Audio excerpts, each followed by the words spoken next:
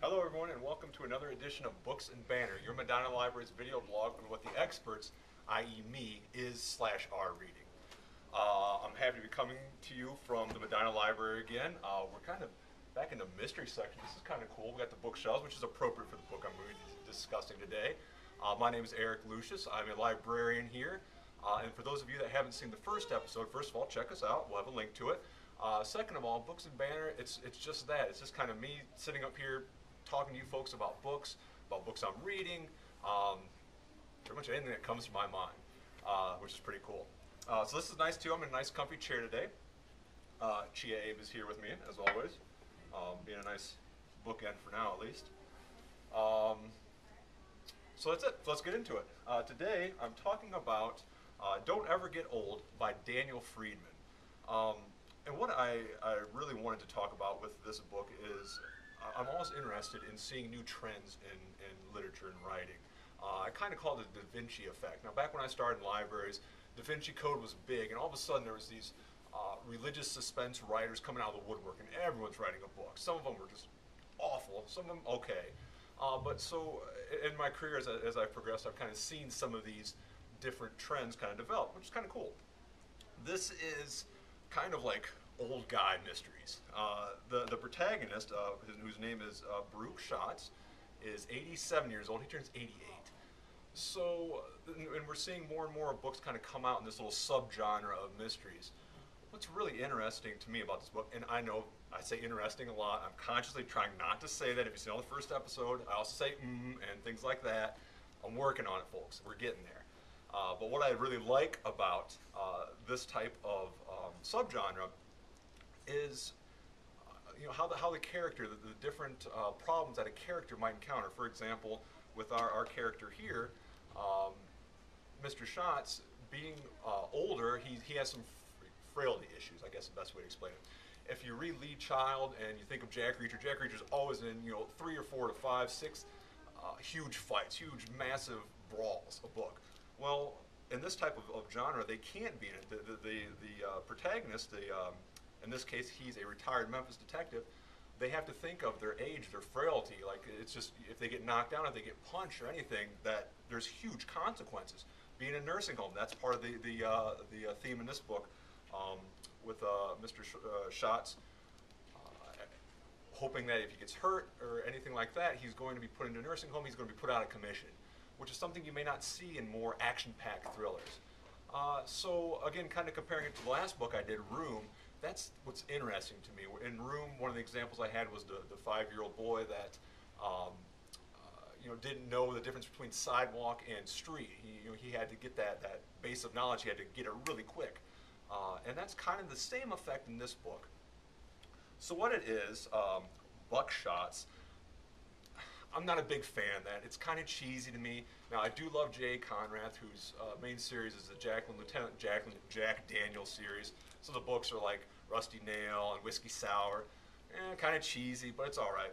So the character name is Buck Schatz, and his grandson, who really helps him, which is also a little bit different twist. Not the son, the grandson, whose name is William Schatz, who's in a fraternity, and he earns the nickname of Tequila, so Tequila Schatz. So, not a huge fan of that, but it's okay, it's okay. It is kind of funny because Buck keeps referring to him by different alcohol names. So sometimes he's Vodka Schatz, sometimes he's Gin Schatz. Kind of funny. Buck Schatz, the character, is really what I think is the best part of this book. He says anything he wants, and he always plays on the fact that, hey, I'm elderly, what are you going to do about it? He smokes wherever he's in churches and funeral homes, and he's always lighting up a cigarette because what are they going to do about it? I'm old, they're not going to say anything to me. And he's very wisecracking, constantly a very crotchety character. The plot itself is one of Buck's old army buddies calls to him on his deathbed and explains that they were both in a prison camp during World War II, and his buddy, to escape, took a bribe from a Nazi guard of a gold bar that the Nazi guard had accumulated. And so that kind of sets the story in motion. As he tells Buck that, hey, first of all, this prison guard is still alive out there and there's this huge treasure. Well, he also tells his kind of conniving son-in-law. There's a preacher, there's a loan shark involved, there's like an Israeli special agent. So you have all this cast of characters, and they're all kind of vying to find this Nazi treasure. And that's kind of the vehicle of this book. But really, again, what it comes down to is the character of Buckshot, and that when you get into the problems he encounters because of his situation, the age, the frailty, his fears of being put into a home, his fears of his wife being hurt or passing away, being alone, a lot of things like that. So it's more of a character book for me. The plot is kind of secondary. It moves along the book, but still it's a very quick read, under 300 pages. A lot of dialogue. I mean, you can hammer this out in the evening. As far as a wine pairing, I'd pair this kind of with like an older wine.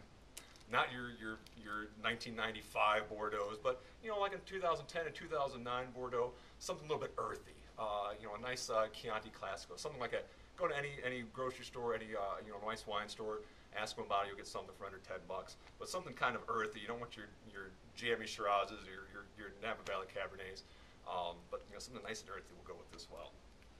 So, real quickly, a couple other things I'm reading right now. One that I'm really having fun with, Where They Stand, by a Robert Mary. And this is about ranking presidents from a historical perspective and how that whole process takes place. This is available, just came out fairly recently. But a very good conversation for how historians view presidents and how the electorate does. Very good stuff, very timely as well. One book I'm almost finished, What Comes Next? John Katzenbach, very good, very kind of scary, dark, psychological thriller. Katzenbach's been around, first book I've read from him. This is another one. This has been out for about 2 months now. Very good. Try and pick this one up if you can. And the other one, another nonfiction entry here, City, Guidebook for the Urban Age by P.D. Smith. It's like a guidebook for the history of cities. So there's chapters such as, getting around, with the subheadings of like walking and traffic, things like that. But it's not about Chicago or Los Angeles. It's just about the history of cities. So the chapter about walking will be walking around maybe in a modern day city or an older city. Very interesting concept. Not a huge fan of this book. I'm probably not going to read the whole thing, to be honest with you. But it's a very interesting concept, and some of you will probably like this.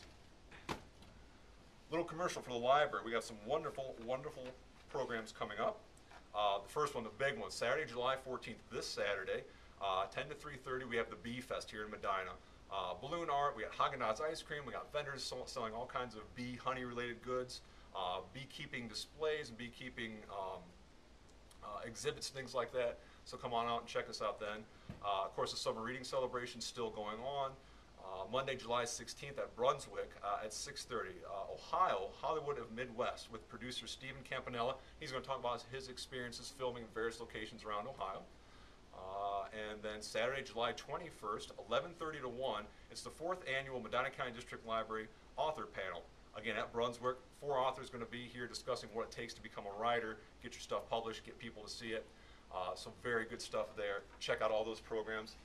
That and more in our Library Live here, which is available also online. And I think that's it. Thank you again for joining us. I hope you keep tuning in.